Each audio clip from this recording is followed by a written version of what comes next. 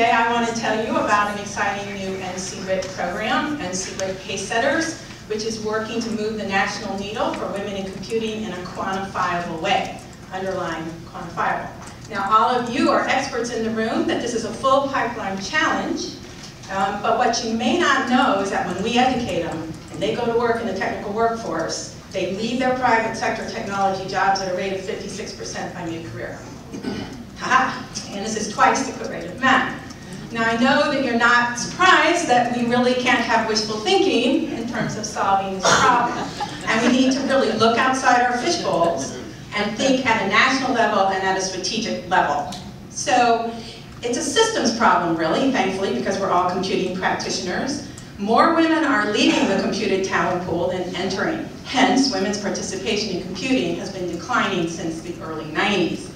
The solution is equally as easy to state, really, at the high level. We need to recruit from untapped talent pools, net new women, right? And once they're in our institutions, we need to keep them there through innovative retention strategies. We can't stay at the national level. We have to drive this model down to each institution. Each institution needs to be looking for new talent pools and new retention strategies and getting into action. So what are the fundamental change principles that we actually all know work, right? First of all, we don't get what we don't measure. We have to set quantifiable goals. They need to be meaningful, measurable, and we need to get about meeting them. The second thing we know is that executives need to be engaged, right? Executives will help break down institutional barriers. They'll help build advocacy. They'll help build awareness. They need to be involved. We also know that this is really not a sprint, right? This is a long distance race. And we need to really weave diversity into all of our organizational DNAs. And that won't take 1 year or 2 years or 3 years. It's a long distance race. The other thing we know is it helps to have some friends. You like the goldfish metaphor? Stay tuned, it's coming fast. To form communities where we can learn and engage and encourage each other. It really helps to have communities of peers. So these are all really important things to keep in mind, but as we go along our path, we need to be mindful to not reinvent the wheel. All of us have great ideas and programs and other things we can adopt right now to accelerate national progress, and we have to do that. Okay, so what's that mean about Pacesetters? Well, NC-WIT, as you all know, is a change leader organization, and we took these fundamental change principles and packaged them into the Pacesetters program for our academic and our corporate members. So let me tell you a little bit about how Pacesetters works.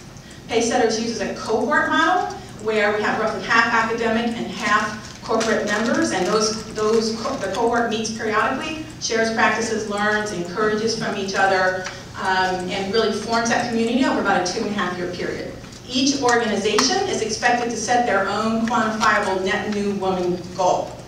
How many they're going to get? We sum them up, we make a cohort goal, and then we tell everybody publicly what that cohort goal is. The boss is on board.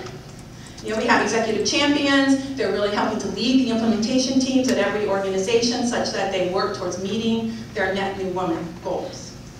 We also expect them to report out on progress at our annual Pacesetters Roundtable or at our summit, and in fact, even if it's embarrassing, like, oh, I don't have my goal, I'm not meeting it, they all report out, and when we talk about those goals.